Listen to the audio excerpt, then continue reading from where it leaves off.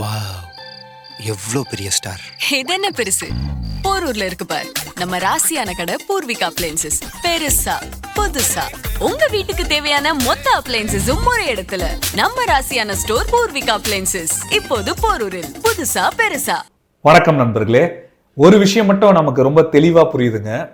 சமீப காலமா நம்மளோட ராணுவ தரப்புல எடுக்கிற முக்கியமான நகர்வுகளா இருக்கட்டும், இல்ல முடிவுகளா இருக்கட்டும், இது ஏதோ இப்ப நடக்கிற பிரச்சனைகள், இந்த எல்ஏசியில இருக்கட்டும், இல்ல எல்ஓசியில எல்லை பிரச்சனைகளுக்காக எடுக்கிற மாதிரியான முடிவுகள் நமக்கு தெரியலங்க. தொலைநோக்கா நிறைய திட்டங்கள் வரிசையா போட்டு வச்சுட்டு இருக்காங்க, ஒன்று ஒன்றா செயல்படுத்திட்டு வந்துட்டு இருக்காங்க அப்படின்றது தான் நமக்கு புரியுது. ஸோ இன்னைக்கு நான் முக்கியமான விஷயம் இதை பற்றி நான் உங்களுக்கு ஷேர் பண்ண போகிறேன். ஸோ முடிஞ்ச அளவுக்கு வீடியோவை ஸ்கிப் பண்ணாமல் முழுசாக பாருங்கள், அப்போ தான் உங்களுக்கும் புரியும். நண்பர்கள் சேனல் புதுசாக வந்தீங்கன்னா சப்ஸ்கிரைப் பண்ணி உங்களோட ஆதரவுகளை கொடுங்க. ஸோ முதல்ல உங்ககிட்ட ஒரு கேள்வி இருக்குது நான் கேட்கறதுக்கு. ஸோ ஷார்ட்டாக உங்களோட பதிலையும் நீங்கள் கீழே கமெண்ட்டில் சொல்லலாம். இப்போ இந்த ஜியோ பாலிட்டிக்ஸை பற்றி நம்ம பேசிகிட்டு இருக்கும்போது நிறைய நகர்வுகள் இந்த வெஸ்ட் ஏஷியாவிலேருந்து சமீபத்தில் வந்துக்கிட்டு இருக்கு. இந்த ஈரானுக்கும் இஸ்ரேலுக்குமான மோதல்கள் பரவாமல் இருக்கணும், நிறைய நாடுகள் இதை பற்றி கவலை தெரிவிச்சிருக்காங்க, எதிர்ப்புகள் தெரிவிக்கிறாங்க, ஒரு பக்கம் சாங்ஷன்ஸ் போட்டுட்டு இருக்காங்க. ஸோ இந்த மாதிரியான நடவடிக்கைகள் நிறைய வரனால ஸோ இந்த செய்திகளை பற்றி அதிகமாக என்னால் கவர் பண்ண வேண்டியது இருக்குது. கடந்த 3 வீடியோலையுமே இதை பற்றி நான் அதிகமாக கவர் பண்ணியிருப்பேன். ஸோ உங்களுக்கு இதை பற்றி கவர் பண்ணலாமா, இல்லை வாரம் ஒரு முறை கவர் பண்ணால் போதுமா? ஸோ ஏதாவது ஒரு கருத்துக்கள் இருந்ததுன்னா உங்களோட பதிலை வந்து கீழே சொல்லுங்கள், நானும் படித்து தெரிஞ்சுக்கிறேன். ஸோ அதை வச்சு வேறு ஏதாவது மாற்ற முடியுமா அப்படின்ற ஒரு முயற்சிகளும் மேற்கொள்கிறேன். ஸோ ஃபஸ்ட்டு நம்ம பார்க்க போகிற விஷயம் என்ன அப்படின்னா, நான் ஏற்கனவே இன்னொரு வீடியோவில் சொல்லியிருந்தேன். அதாவது 8 வருஷம் கழித்து ஈரானோட தலைவர் வந்து இப்போ பாகிஸ்தானுக்கு பயணம் மேற்கொண்டிருக்காரு. 3 நாள் பயணம் முடிச்சுட்டு கிளம்பிட்டாரு. இருந்தாலும் சமீபத்தில் குறிப்பாக பாகிஸ்தானுக்கும் ஈரானுக்கும் இந்த ஜனவரி மாதம் வந்து பயங்கரமான டென்ஷன் கிளம்பிச்சு. ஈரான் மிசைலை ஏவ இவங்க நாங்கள் பதிலுக்கு மிசைல் ஏவோன்னு மாற்றி டிட் ஃபார் தட் வந்து கொடுத்துக்கிட்டாங்க. ஸோ அப்போவே ஒரு விஷயம் கொஞ்சம் ஈஸி பண்ணுறதுக்கு ஈரான் தரப்புலையும் பாகிஸ்தான் தரப்புலையும் கொஞ்சம் சமரசமாக ஒரு முடிவுகள் எடுத்தாங்க. ஓகே, இந்த பயணம் வந்து இப்போ ஏப்ரல் மாதம் வச்சுக்கலாம் அப்படின்னு. ஆனால் இப்போ இவரோட விசிட்டு கரெக்டாக இஸ்ரேலுடனான பிரச்சனைகள் மோதல் போக்க ஆரம்பிக்கும் போது பாகிஸ்தான் இவருக்கு வந்திருக்காரு. ஸோ இதனால் இப்போ அதிகமான கவனம் யார் செலுத்திக்கிட்டு இருக்காங்க அப்படி பார்த்தீங்கன்னா வெஸ்ட் நாடுகளும், குறிப்பாக அமெரிக்கா. ஸோ பாகிஸ்தான் ஈரானும் இப்போ ஏன் சந்திக்கணும், இந்த நேரம் பார்த்து சந்திக்கிறாங்க, வேற ஏதாவது விஷயங்கள் பேசுறாங்களா அப்படின்னு நிறைய பார்க்க ஆரம்பிச்சிட்டாங்க. ஸோ நேற்று வீடியோவில் கூட நான் சொல்லியிருந்தேன், ஒருவேளை ஈரானோட பாகிஸ்தான் ஏதாவது பொருளாதார ரீதியான ஒரு ட்ரேட் தொடங்கினாங்க, டீல் தொடங்கினாங்க அப்படின்னா அமெரிக்கா சாங்ஷன்ஸ் போடுறதுக்கான வாய்ப்புகள் இருக்கும்னு சொன்னேன். ஸோ இப்போ அதுக்கேற்ற மாதிரியே வெளிப்படையாக அதிகாரப்பூர்வமாக அமெரிக்காவோட இந்த ஒயிட் ஹவுஸ் ஸ்போக் பர்சன் இருக்கார் பாருங்க, இவர் இப்போ இதை பற்றி கமெண்ட் பண்ணியிருக்காரு. என்ன ஆக்சுவலாக சொல்லியிருக்காரு அப்படி பார்த்தீங்கன்னா, அதாவது சமீபத்தில் ஒரு சில தினங்களுக்கு முன்னாடி முக்கியமான ஒரு 3 சீன நிறுவனத்தையும் அதேமாதிரி ஒரு பெலாரஸ் நிறுவனத்தையும் வந்து இப்போ அமெரிக்கா சாங்ஷன்ஸ் போட்டிருக்காங்க. எதுக்காக சாங்ஷன்ஸ் போட்டிருக்காங்க அப்படின்னு பார்த்தீங்கன்னா, இந்த 4 நிறுவனம், 3 சீன நிறுவனம், அதுக்கப்புறம் ஒரு பெலாரஸ் சேர்ந்த நிறுவனமும் வந்து பாகிஸ்தானுக்கு வந்து பாகிஸ்தான் பேலிஸ்டிக் மிசைல் ப்ரோக்ராமுக்காக ஒரு முக்கியமான காம்போனன்ட்ஸை வந்து அவங்க சப்ளை பண்ணியிருக்காங்க. ஸோ இந்த சப்ளை பண்ணதுக்காக தான் இப்போ இந்த தடைகளை வந்து இப்போ அமெரிக்கா போட்டிருக்காங்க சொல்லப்படுது. ஸோ இந்த சாங்ஷன்ஸ் வந்து இந்த நிறுவனங்கள் மேலே போட்டிருக்கிறது சாதாரண விஷயம் இல்லைங்க. ஏன்னா பாகிஸ்தான் ஆல்ரெடி என்னதான் உணவு தட்டுப்பாடு, பொருளாதார நெருக்கடி, பல மக்கள் வந்து 3ஆம் தர மக்கள் அங்கே வாழ்ந்துகிட்டு இருக்காங்க. ஸோ இத்தனை விஷயங்கள் நடந்திருந்தாலும் அவங்களோட இராணுவம் மட்டும் செழிப்பாக தான் இருக்கு. ஸோ இது அந்த மாதிரி அவங்க கட்டமைச்சிருக்காங்க. இந்த காஷ்மீர் இஷ்யூ வச்சே ஒட்டுமொத்த ஜியோ பாலிட்டிக்ஸுமே அவங்க நடத்திக்கிட்டு இருக்காங்க. ஸோ இது ஒரு தனி ஸ்டோரி இருந்தாலும் இப்போதைக்கு நம்ம பார்க்கக்கூடிய ஒரு விஷயம் என்னன்னா, அமெரிக்கா வந்து கூர்ந்து கவனிச்சுட்டு இருக்காங்க பாகிஸ்தானோட ஒவ்வொரு நடவடிக்கையும். ஸோ இதனால இப்ப யுஎஸ் நேரடியா ஒரு எச்சரிக்கைகளை பாகிஸ்தானுக்கு விட்டுருக்காங்க. என்ன எச்சரிக்கைகள் விட்டுருக்காங்க அப்படி பார்த்தீங்கன்னா, அதாவது இந்த நிறுவனங்கள் 3 நிறுவனங்களையுமே வந்து எதுக்காக நாங்க தடை பண்ணோம் அப்படின்றது எல்லாருக்கும் தெரிஞ்சதுதான். இனியும் இதே மாதிரியான விஷயங்கள் பாகிஸ்தான் மேற்கொண்டாங்க அப்படின்னா திருப்பியும் நாங்க டிஸ்டர்ப் பண்ணுவோம். ஸோ எந்த அளவுக்கு எங்களோட சாங்ஷன்ஸ் பாலிசியில எந்தெந்த விஷயங்களுக்கு, குறிப்பாக இந்த மிசைல் டெவலப்மெண்ட் ப்ரோக்ராமுக்கு பாகிஸ்தான் மேற்கொள்கிற இந்த விஷயங்களில் நாங்கள் கவனம் செலுத்திக்கிட்டு தான் இருக்கோம்னு வெளிப்படையாக சொல்லியிருக்காங்க. ஸோ சாங்ஷன்ஸ் ரிஸ்க்கு பாகிஸ்தான் இப்போ உணர்ந்திருப்பாங்க. ஸோ இந்தியா கூட S-400 வாங்கினதுக்கு சாங்ஷன்ஸ் ப்ரெஷர் கூட பெரிய லெவலில் சமாளிச்சிட்டாங்க இந்தியா. ஏன்னா அவங்களோட கொள்கைகளை மாற்றாமல் வச்சுக்கிட்டு இருந்தாங்க. பாகிஸ்தான் ஒரு டயத்தில் எங்களுக்கு அமெரிக்கா தேவை, இப்போ எங்களுக்கு அமெரிக்கா தேவையில்லை, ரஷ்யா பக்கம் போகணும்னு நினைக்க கூட முடியாத ஒரு சிச்சுவேஷன் அமைஞ்சிருக்கு. வேறு வழி இல்லாமல் சீனா கிட்ட போகிறாங்க. கேட்டால் சீனா தான் எங்களுக்கு கம்மி விலையில் இந்த பொருட்களை கொடுக்குறாங்க அப்படின்னு சொல்லிட்டு இருக்காங்க. அதையும் இப்போ வேட்டு வச்சுக்கிட்டு இருக்காங்க அமெரிக்கா. ஸோ இது மட்டும் இல்லாம இப்ப கூடுதலா இன்னொரு பிரஷரும் கொடுத்திருக்காங்க. அதாவது அவங்க வந்து சைனா அப்படின்னு இல்ல பெலாரஸ் அப்படின்னு இல்ல, உலகத்துல இருக்க எந்த நாடுகளும் இந்த மாதிரியான விஷயங்களுக்கு என்கரேஜ் பண்ணி பாகிஸ்தானுக்கு சப்ளை பண்ணா இதே மாதிரியான சாங்ஷன்ஸ் தான் விழும் அப்படின்னு தெளிவா சொல்லியிருக்காங்க. அதோட பாகிஸ்தானும் ஈரானும் இப்ப கிட்டத்தட்ட 8 MOU சைன் பண்ணியிருக்காங்க. $10 பில்லியன் ட்ரேடுக்கான MOU சைன் பண்ணியிருக்காங்க. இதுல டீட்டெயிலான விஷயங்கள் எதுவும் இல்லை. ஆனாலும் இந்த ஆயில் பைப்லைன் டீலு, அதுக்கப்புறம் பொருளாதார ரீதியாக ஈரானுக்கு வந்து ஏதாவது கொஞ்சம் பெனிஃபிட் கிடைக்கிற மாதிரியான விஷயங்கள் பாகிஸ்தான் மேற்கொண்டாங்கன்னா அதுக்கும் சாங்ஷன் ரேடாரில் வருவாங்கன்ற எச்சரிக்கைகள் அமெரிக்கா விட்டுருக்காங்க. ஸோ இது ஒரு பக்கம் இருக்க இப்போ சமீபத்தில் பயங்கரமாக வந்து வெல்கம் பண்ணியிருக்காங்க. இந்த பாகிஸ்தானோட PM ஷெபாஸ் ஷெரீஃப் வந்து இப்போ இந்த ஈரானோட பிரசிடெண்ட்டை. ஸோ இந்த வரவேற்பில் வந்து என்னமோ அவங்களுக்கு வந்து ஒரு பெரிய ஒரு மாற்றம் வரப்போகுது இந்த ஜியோ பாலிட்டிக்ஸில் உள்ளே வர வச்சு எப்படி இந்தியாவுக்கு எதிராக செயல்படுத்தணும் பார்த்தியா அப்படின்னு காமிச்சிக்கிறதுக்காகவா என்னன்னு தெரியல.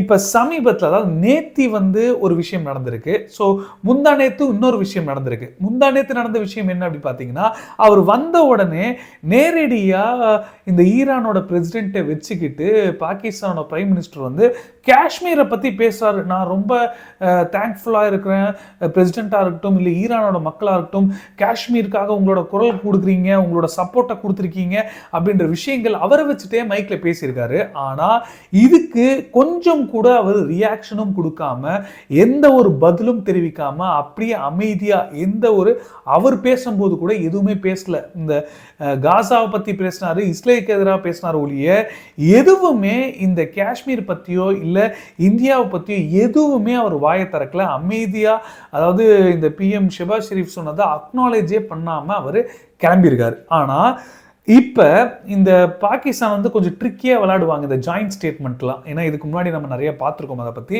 ஸோ அந்த ஜாயிண்ட் ஸ்டேட்மெண்ட்டில் வந்து அவங்க என்ன சொல்லியிருக்காங்க அப்படி பார்த்தீங்கன்னா, இப்போ அவர் கிளம்பின பிறகு இந்த ஜாயிண்ட் ஸ்டேட்மெண்ட்டை வந்து வெளியிட்டிருக்காங்க.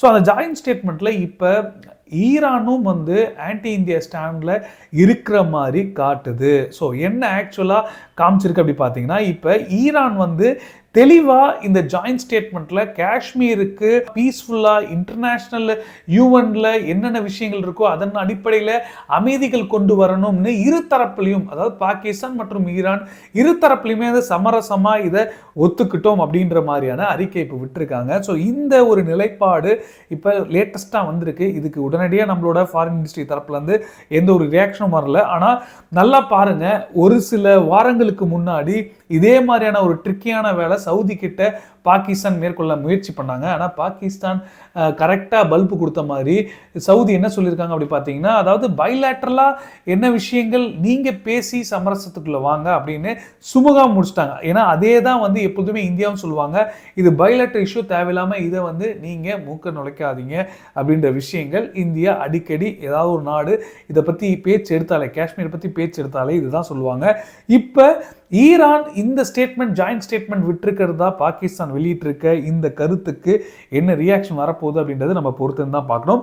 ஸோ இது ஒரு பக்கம் இருக்க, இப்போ நம்ம இந்திய ராணுவம் என்ன அதிரடியான நடவடிக்கைகள்லாம் எடுத்துகிட்டு வந்துக்கிட்டு இருக்காங்க அப்படின்னு நம்ம பார்த்தோம்னா, அதாவது சமீபத்தில் இந்த அக்னி சீரீஸாக இருக்கட்டும், அக்னி பிரைம் சீரீஸாக இருக்கட்டும், இப்படி மிசைல் டெஸ்ட்டை கடந்த 18 மாதங்களாக வேற லெவலில் நம்மளோட DRDO இருக்கட்டும், இராணுவ தரப்பில் இருக்கட்டும் எல்லாமே வரிசையாக பண்ணிக்கிட்டு இருந்தாங்க. இது ஒவ்வொரு காலகட்டத்திலையும் ஒவ்வொரு விதமான அதிர்ச்சியை கொடுத்துக்கிட்டு தான் இருக்குது, பாகிஸ்தானாக இருக்கட்டும் இல்லை சீனாவாக இருக்கட்டும். ஆனால் இப்போ சமீபத்தில் இஸ்ரேலோட ஒரு முக்கியமான ஒரு மிசைலை இந்தியா அவங்களோட சுக்காய் ரக போர் விமானம் இந்த Su-30 MKI ஃபைட்டர்ல இருந்து அந்தமான் நிக்கோபார் ஐலாண்ட்ல இருந்து சோதிச்சிருக்காங்க. இந்த சோதனைகள் வேற லெவல் சக்சஸ் கொடுத்துருக்கு அப்படின்னு சொல்லியிருக்காங்க. ராக்ஸ் அப்படின்ற இந்த மிசைலை தான் சோதிச்சிருக்காங்க. ராக்ஸும் சொல்லுவாங்க, கிறிஸ்டல் மேஸ் 2 அப்படின்னும் இதை வந்து சொல்லுவாங்க. ஸோ இந்த ஏவுகணை இதோட ரேஞ்ச் பார்த்தீங்கன்னா 250 கிலோமீட்டர் போய் இது டார்கெட்டை அச்சீவ் பண்ணக்கூடிய ரேஞ்சு. இந்த பேலிஸ்டிக் மிசைல் கிட்டத்தட்ட இப்போ இந்த ஏர் லான்ச்டு வெர்ஷன் தான் வந்து சோதிச்சிருக்காங்க. ஸோ இது நமக்கு என்ன மாதிரியான பயன் கிடைக்க போகுது அப்படின்ற விஷயங்கள் தான் நம்ம முதல்ல பார்க்கணுங்க. ஸோ இந்த மிசைலோட டார்கெட்டாக இருக்கட்டும், இல்லை ராங் ரேஞ்ச் ரேடராக இருக்கட்டும், எல்லாமே வந்து ரொம்ப எஃபிஷியண்டானது அப்படின்ற விஷயங்கள் சொல்கிறாங்க. இது மட்டும் இல்லாமல் இஸ்ரேல் வந்து அவங்களோட தொழில்நுட்பங்கள் பயங்கரமாக இதில் வந்து தெரியும். ஸோ அந்தளவுக்கு பவர்ஃபுல்லாக, ஏன்னா இந்த ஸ்பைஸ் 2000 பாம் கூட நம்ம இஸ்ரேல் கிட்ட தான் வாங்கினோம். அது எப்படி இந்த பாலகோட் ஏர்ஸ்ட்ரைக்கு பயன்படுத்துச்சு அப்படின்றதெல்லாம் நம்ம பார்த்தோம். ஸோ இஸ்ரேலோட டெக்னாலஜி அதிகமாக நம்ம பயன்படுத்திக்கிட்டு தான் இருக்கோம். ஸோ இந்த டெக்னாலஜியும் நம்ம பயன்படுத்தியிருக்கோம். ஆனால் இந்த மிசைலை நம்மளோட ஏர்கிராஃப்ட்லேருந்து சோதித்தது மட்டும் இல்லாமல் இது சக்ஸஸ்ஃபுல்லானனால இப்போ நம்ம இராணுவம் வந்து கிட்டத்தட்ட இந்த மிசைல்ஸை வாங்கி குவிக்க போகிறாங்க அப்படின்ற விஷயங்கள் தெரிவிச்சிருக்காங்க. அதாவது இதை வந்து என்னமோ நேரடியாக இஸ்ரேல் கிட்டேருந்து வாங்க போகிறது இல்லை, டெக்னாலஜி டிரான்ஸ்ஃபர் தான் நடந்திருக்கு. மேக் இன் இந்தியா இனிஷியேட்டிவ் மூலமாக மாஸ் ப்ரொடக்ஷனை இந்தியாவிலேயே மேக் பண்ணுறதுக்கான முயற்சிகள் தொடங்கியிருக்கு அப்படின்னு சொல்கிறாங்க. எதனால் இப்போ இதை ரொம்ப முக்கியமாக கவனம் செலுத்துகிறாங்க அப்படி பார்த்தீங்கன்னா, இந்த ஹை மவுண்டன் வார்ஃபேரில் மிகப்பெரிய லெவலில் இது பயன்படும் சொல்கிறாங்க. ஏன்னா இது வந்து பார்த்தீங்கன்னா ஹை வேல்யூட் ஸ்டேஷனரி சொல்லுவாங்க. அதாவது கிட்டத்தட்ட இந்த ஜிபிஎஸ் இல்லாத, அதாவது எப்படி கார்கில் போகிறப்ப நமக்கு நிறைய விஷயங்கள் மறுக்கப்பட்டதோ அது எல்லாமே வந்து இப்போ நமக்கு சாதகமாக அமையும் இந்த ஒரு மிசைல்ஸ்னால அப்படின்ற விஷயங்கள் சொல்லியிருக்காங்க. அது மட்டும் இல்லாமல் இதோட வார் ஹெட் பார்த்தீங்கன்னா அந்தளவுக்கு ஒரு டெக்னாலஜி பயன்படுத்தியிருக்காங்க. அதாவது துல்லியமாக ஒரு இடத்துல போய் ஷார்ப்பாக டார்கெட் பண்ணுறதுக்காக இருக்கட்டும், இல்லை நினச்ச இடத்துல அதை வந்து வெடிக்க வைக்கிற மாதிரியான விஷயங்களும் இது மேற்கொள்ள முடியும். அது மட்டும் இல்லாமல் இது ரொம்ப ஒரு முக்கியமான ஒரு ஃபீச்சர் என்ன இருக்குது அப்படின்னு பார்த்தீங்கன்னா, இது வந்து அண்டர் கிரவுண்ட் டார்கெட்ஸையும் வந்து இது வந்து above the ground under ground டார்கெட்ஸையும் வந்து இது துல்லியமாக கொண்டு போய் இதோட டார்கெட்டை ரீச் பண்ணும் அப்படின்ற விஷயங்கள் வந்து தெரிவிச்சிருக்காங்க. ஸோ இந்த மிசைலில் இப்போ இந்தியா அதிக கவனம் செலுத்தியிருக்காங்க. இது மட்டும் இல்லாமல் இந்த பிரம்மோஸ் வந்து ஒரு சக்ஸஸ் ஸ்டோரிங்க. ஏன்னா இந்தியாவுக்கு பயன்படுது, அதெல்லாம் வந்து ஒரு பக்கம் இருக்கட்டும். இந்தியா இதில் கிட்டத்தட்ட 75% 90% நம்மளோட ஸ்பேர் பார்ட்ஸு உள்நாட்டிலேயே தயாரிக்கிற விஷயங்களை வந்து கொண்டு வந்துட்டாங்க. இப்போ அதை வந்து கரெக்டாக எக்ஸ்போர்ட் பண்ண ஆரம்பிச்சிருக்காங்க. இந்தோனேஷியாவுக்கும் அடுத்தது போகலாம், பிலிப்பைன்ஸை தொடர்ந்து. ஸோ அந்த மாதிரி இருக்கும்போது இப்போ இந்த மேக் இன் இந்தியா இனிஷியேட்டிவ் மூலமாக இங்கே தயாரிக்கிற இந்த மிசைல்ஸு நாளைக்கு ஃப்யூச்சரில் இது ஒரு எக்ஸ்போர்ட் மெட்டீரியலாக மாறலாம். ஸோ இந்தியா ஏதோ ஒரு திட்டங்கள் மூலமாக இந்த மாதிரியான நகர்வுகள், குறிப்பாக டெக்னாலஜி வந்து அதிகமாக இஸ்ரேல் பயன்படுத்துகிற விஷயங்களை இந்தியா அதிகமாக கொஞ்சம் இதை சார்ந்து இதை வந்து தனக்கு சாதகமாக பயன்படுத்திக்கிறதுக்கான முயற்சிகள் மேற்கொண்டிருக்காங்க அப்படின்றது தெளிவாக தெரியுது. ஸோ இதுதான் இன்றைக்கி நான் வந்து முக்கியமாக உங்களுக்கு சொல்லணும்னு நினச்ச ஒரு விஷயம். தொடர்ந்து சேனலோட இணைஞ்சிருங்க, நம்ம நிறைய விஷயங்கள் பார்க்கலாம். ஸோ வீடியோவை முடிச்சுப்போம். கடைசி வரைக்கும் இந்த வீடியோ பார்த்த அனைவருக்கும் நன்றி. உங்களுக்கு என்ன கருத்துக்களாக இருந்தாலும் தாராளமாக கீழே கமெண்ட்டை சொல்லுங்கள், இல்லாட்டி டேரெக்டாக என்னை மெசேஜ் பண்ணி சொல்லுங்கள். இன்ஸ்டாகிராம் லிங்க் வந்து டிஸ்கிரிப்ஷனில் கொடுத்துருக்கேன். ஸோ ஜெய் ஹிந்த், பாய்.